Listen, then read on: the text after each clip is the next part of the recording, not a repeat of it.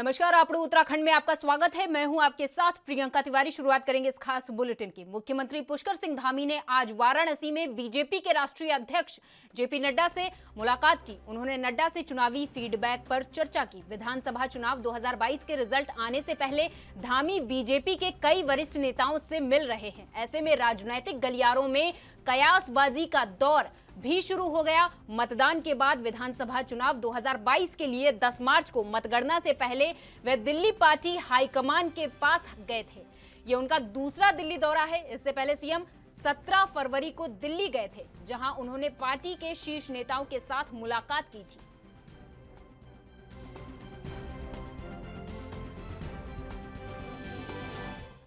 रूस और यूक्रेन के बीच हो रहे युद्ध में कई भारतीय यूक्रेन में फंसे हुए हैं। यूक्रेन से भारतीयों को निकालने के लिए केंद्र सरकार लगातार प्रयास कर रही। इसी के चलते लगातार भारतीयों को यूक्रेन से भारत वापस लाया जा रहा।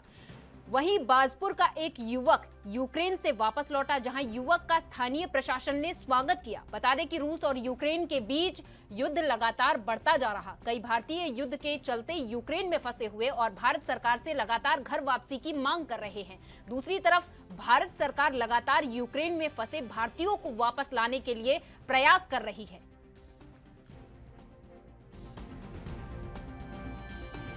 मतलब हम लोग तो सारे परेशान थे। घर को रिश्तेदार भी परेशान, सब फ़ोन कर रहे थे बार बार, कहाँ है, तो सभी परेशान थे। आज और हम लोग बहुत खुशी हो रही है हमें कि हमारा बच्चा हमारा साथ आ गया। और गवर्नमेंट दिन तो फ़ोन पे बात नहीं हुई थी हमारी, ज़्यादा परेशानी थी। सरकार ने काम सही कर रहा है, कोई गलत नहीं कर रहा। बड़े जितने बच्चे भी हैं जो रह गए हैं वहाँ पे, वो जल्दी जल्दी आना चाहिए। सारे कहानियाँ तो बहुत है वहाँ। अभी सिचुएशन वहाँ इतनी ख़राब है कि वहाँ के सिविलियंस को भी अटैक हो रहे हैं, उनके ऊपर भी। 2-3 दिन पहले से सिविलियंस को कुछ नहीं बोल रहे थे वो, लेकिन अभी सिविलियंस भी मारे जा रहे हैं। अभी 2 दिन पहले ही 2 स्टूडेंट जो 4th ईयर में थे उनकी डेथ हो गई है वहाँ। और अब तो बिल्डिंग पे भी अटैक कर रहे हैं, डायरेक्टली मिसाइल गिरा रहे हैं, एयर स्ट्राइक चल रहा है, ब्लास्टिंग चल रही है। हम जब निकले थे तो हम भी रिस्क लेकर निकले, क्योंकि एम्बेसी ने बोल दिया था कि अपने ओन रिस्क पे निकल सकते हो तो निकलो, वरना छुपे रहो। अब छुपे रहते तो वहाँ पे काम खराबी है, तो हम रिस्क लेकर निकले। गाड़ी की हमने $300 की गाड़ी की। होने पर हमारे जो जनपद के और देश के जो बच्चे वहाँ मेडिकल स्टूडेंट के रूप में पढ़ाई कर रहे थे, तो उसके लिए हमारी जो सेंट्रल गवर्नमेंट है, स्टेट गवर्नमेंट बहुत चिंतित थी और लगातार इनसे संपर्क किया जा रहा था। इसी के परिप्रेक्ष्य में शासन प्रशासन डीएम साहब के नेतृत्व में यहाँ हम लोग भी जैसे सूचना प्राप्त हुई, धीरे धीरे इनसे संपर्क किया गया, इनके परिजनों से संपर्क किया गया, इन लोगों से बातचीत की गई और इनके कुशल वापसी के लिए लगातार प्रयास किया गया।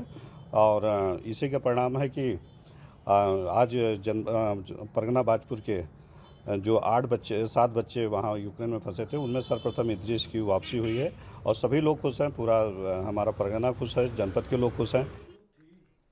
और यहाँ रुकेंगे एक छोटे से ब्रेक के लिए, आप कहीं मत जाइए।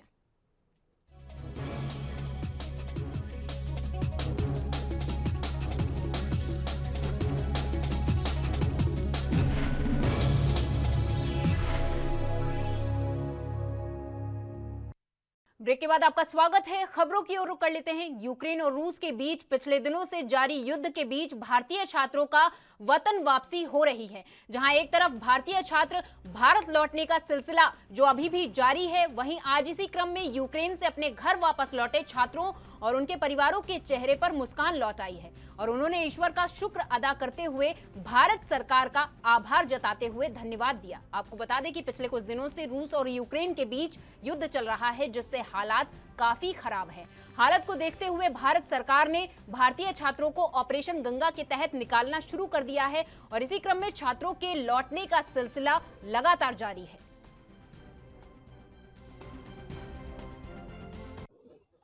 ये रसिया की तरफ से लगातार बमबारी वगैरह हो रही थी और हम लोग शेल्टर में रुके हुए थे। जैसे मेट्रो स्टेशन हैं हर जगह पे, वहाँ पे कहते हैं अंडरग्राउंड जाके हम लोग काट रहे थे। 5-6 दिन वहीं पे रुके, फिर लगा कि कहते हैं हाँ कि कहते हैं हमको यहाँ पे रुकना भी सेफ़ नहीं है, जाना भी सेफ़ नहीं है।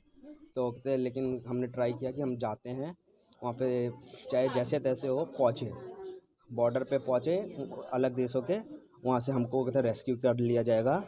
तो कहते हैं वहाँ पे गए हम लोग, जैसे तैसे ट्रेन वगैरह पकड़ के हम गए सारे बच्चे और वहाँ पे एम्बेसी के द्वारा कहते हैं थोड़ा बहुत हेल्प प्रोवाइड किया गया और वहाँ से हम लोगों को प्लेन प्रोवाइड करके इंडिया भेज दिया गया। सर कहते हैं हमने मेरे आंखों के सामने डायरेक्ट बम गिरते हुए देखा, कारों पर, बिल्डिंगों पर, ये सब, और खुद से अपने आंखों से कहते हैं और टैंक्स देखी रसिया की और यहाँ की यूक्रेन की, दोनों एक दूसरे पे डिफेंस कर रहे थे। हमारा भतीजा जो अमन यूक्रेन में फंसा हुआ था भयंकर गोलीबारी के बीच, और वहाँ से किसी तरीके से बच के आज हमारे बीच लौटा है। हमारे लिए बड़ा खुशी का बात है। दिवंगत दल के परिवार में बहुत खुशी का माहौल है। और मैं इस देश के प्रधानमंत्री से एक बात कहना चाहूँगा कि जो यूक्रेन में जो भयंकर युद्ध चल रहा है, ये इस युद्ध का विराम होना चाहिए। विश्व शांति के लिए युद्धों का विराम बहुत ज़रूरी है। सरकार को तो धन्यवाद दूंगा, क्योंकि जो वहाँ से हंगरी बॉर्डर से जो उनको सहयोग दिया, जो यहाँ दिल्ली तक लाने के लिए जो व्यवस्था की थी प्लेन का, वो सरकार का तो धन्यवाद है ही।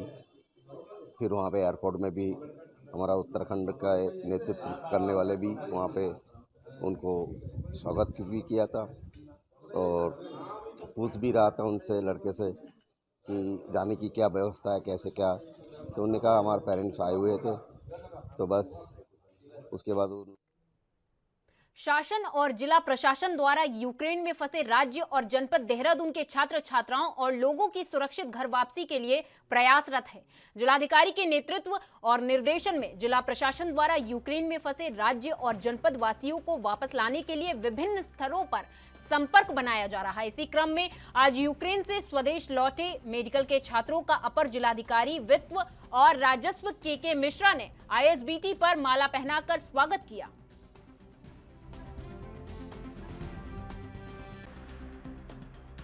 मेरा नाम मनीष है, मैं भारतीय यूक्रेन से आया हूँ और काफ़ी कठिन परिस्थितियों से हम वहाँ से निकल कर आए हैं। और मैं सरकार का, एम्बेसी का, अपनी सेंट्रल गवर्नमेंट और स्टेट गवर्नमेंट का शुक्रिया अदा करना चाहता हूँ कि उन्होंने हमें वहाँ से काफ़ी फैसिलिटी प्रोवाइड करवाई। उन्होंने जैसे कि मैं हंगरी से आया हूँ, तो वहाँ पर उन्होंने बसेज अवेलेबल कराई, जिसके माध्यम से हम बुडापेस्ट की तरफ चले और वहाँ से हम एयरपोर्ट गए।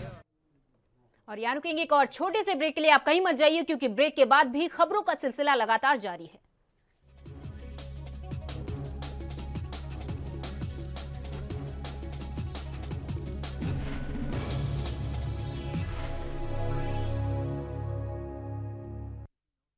के बाद एक बार फिर से आपका स्वागत है। खबरों की ओर रुख कर लेते हैं। बाजपुर में बीजेपी के प्रत्याशी राजेश कुमार ने प्रेस वार्ता कर एक बड़ा बयान दिया। इस दौरान राजेश कुमार ने कहा कि अगर 2022 के विधानसभा चुनाव में क्षेत्र की जनता का उन्हें समर्थन नहीं मिलेगा तो वह आगामी विधानसभा चुनाव में चुनाव नहीं लड़ेंगे। बता दें कि विधानसभा चुनाव को लेकर हुए मतदान के नतीजे 10 मार्च को सामने आने हैं। ऐसे में सभी प्रत्याशियों का भाग्य EVM मशीन के अंदर कैद है। 10 मार्च को आने वाले नतीजों को लेकर सभी प्रत्याशियों की धड़कनें बढ़ी हुई हैं। मैं ये कहना चाहता हूँ, देखिए 2012 में भारतीय जनता पार्टी हमारी माँ है। हम जैसे गुमनाम एक निर्धन परिवार के, साधारण परिवार के युवा को जो है प्रदेश स्तर पे जो है पहचान दी है, और मैं पार्टी के लिए कभी समस्या नहीं बनना चाहता। 2012 में पार्टी ने मुझे मौका दिया, मैं चुनाव लड़ा।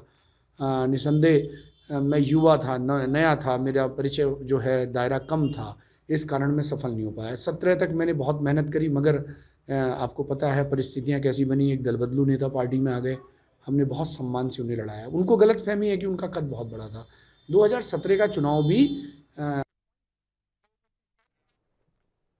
उत्तराखंड चुनाव परिणाम से पहले ही लगातार बीजेपी में भितरघात की खबरें आ रही। इसी तरह से गुरुवार को किच्छा विधानसभा सीट से बीजेपी प्रत्याशी राजेश शुक्ला ने भी उनके साथ हुए षड्यंत्र का इशारा दिया। उनके साथ ही बीजेपी नेताओं के प्रदेश में सरकार बनाने का दावा किया है। इससे पहले भी संजय गुप्ता, कैलाश गहतोड़ी और काशीपुर विधायक हरभजन सिंह चीमा भी ऐसे आरोप लगा चुके हैं। उत्तराखंड विधानसभा चुनावों में कांग्रेस सरकार बनाने का दावा कर रही है।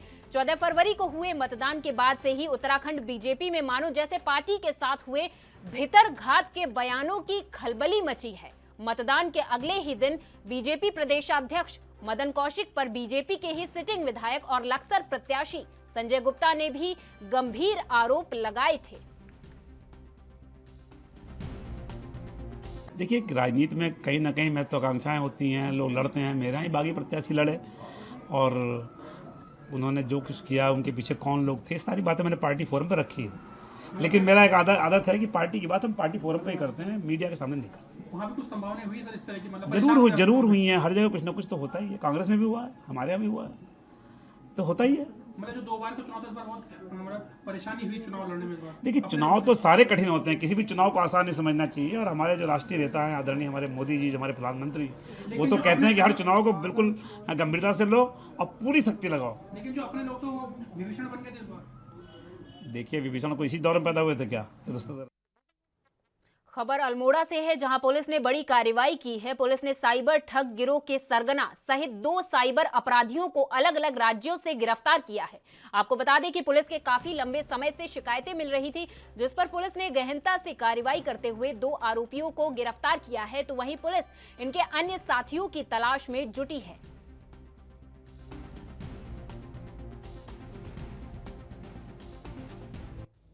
इस मामले में इस बार फ्रॉड हुआ है सिम से। तो सिम को कहीं और पे एक्सचेंज किया गया है। जो सिम दिल्ली का है और वादी हमारा रहता है द्वाराहाट में, उसका सिम एक्सचेंज हुआ है संभल में। अब जैसा कि आजकल ये हम सब जानते हैं कि आपका बैंक अकाउंट, आपकी सारी डिटेल सिर्फ आपके एक फ़ोन नंबर से लिंक्ड होती हैं, जिसमें सारे OTP आते हैं। ये सिम वहाँ पे एक्सचेंज किया गया। यहाँ पे टेलीकॉम ऑपरेटर्स की ये गलती रही कि उन्होंने बिना क्रॉस वेरीफाई किए एक गलत आधार पे उसी नंबर वादी का सिम किसी और को दे दिया। उसके बाद उसने इस सिम का यूज़ करते हुए SBI के अकाउंट की जो ऐप होती हैं, योनो ऐप, अपने फ़ोन में डाउनलोड की, जो कि सिर्फ एकमात्र OTP से डाउनलोड हो जाती हैं, और उससे उसने ये साइबर फ्रॉड को अंजाम दिया और लगातार पैसे ट्रांसफ़र करते रहा। जब तक कि वादी को पता चला कि उसका सिम बंद है, तब तक उसके अराउंड 12 लाख रुपये ट्रांसफ़र हो चुके थे। तो क्या कार्रवाई की गई, किस तरह से धरपकड़ बनाई?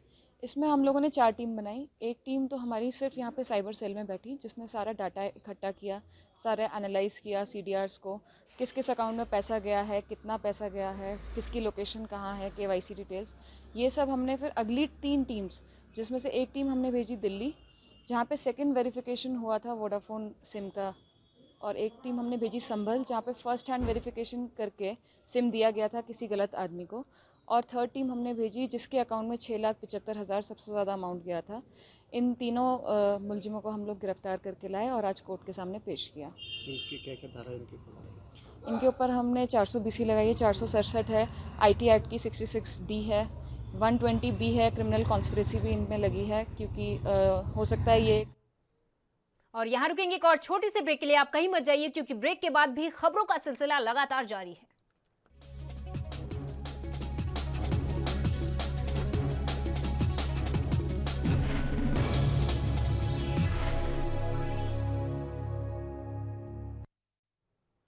ब्रेक के बाद एक बार फिर से आपका स्वागत है। खबरों की ओर रुख कर लेते हैं। रुड़की के सिविल लाइन कोतवाली क्षेत्र के धोबी घाट स्थित बीटीगंज में कपड़े के स्टोर में देर रात भयंकर आग लग गई। सूचना मिलते ही मौके पर पहुंची दमकल विधायक की टीम ने घटना स्थल पर जाकर देखा तो उक्त कपड़ा स्टोर में भयंकर आग लगी थी, जो कि तेज लपटों के साथ रिहायशी इलाकों के लिए भी खतरा बन रही थी, जिसके बाद दमकल कर्मियों ने भारी मशक्कत के बाद आग पर काबू पाया।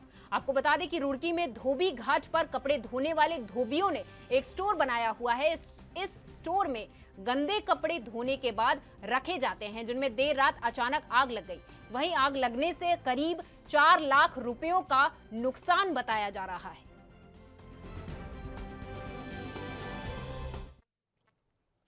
करोड़ों रुपए खर्च कर उत्तराखंड देवभूमि में 4 लेन सड़क का निर्माण किया गया था, जिससे उत्तराखंड में आने वाले पर्यटकों और यात्रियों को किसी तरह की परेशानी का सामना न करना पड़े। लेकिन लापरवाही के चलते हाईवे पर बड़े हादसे जो दावत दे रहे थे, दिल्ली हरिद्वार NH 58 हाईवे पर बना पुल किसी बड़ी दुर्घटना की राह देख रहा है। हादसों को दावत देता मैंगलोर में गंगनगर पर बना पुल क्षतिग्रस्त हो गया है। रोजाना हजारों की संख्या में हल्के और भारी वाहन इसी पुल से गुजरते हैं और दुर्घटनाग्रस्त होने से बचते हैं।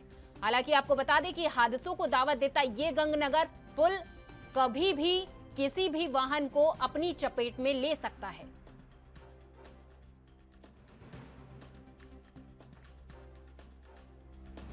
कोई भी बड़ी दुर्घटना हो सकती है, लोग बाग ध्यान ही नहीं दे रहे हैं, लोग आने जाने में बहुत परेशानी हो रही है, बहुत गहरा गड्ढा हो रहा है, बैरिकेड लगा देते हैं, कई बार मोटरसाइकिल टकरा के बैरिकेड और वो दोनों चीज़ गिर जाती हैं, लेकिन विभाग की कोई नज़र नहीं है उस पर। सोच रहे हैं कि बड़ा हादसा होने से पहले ये पुल ठीक हो जाए।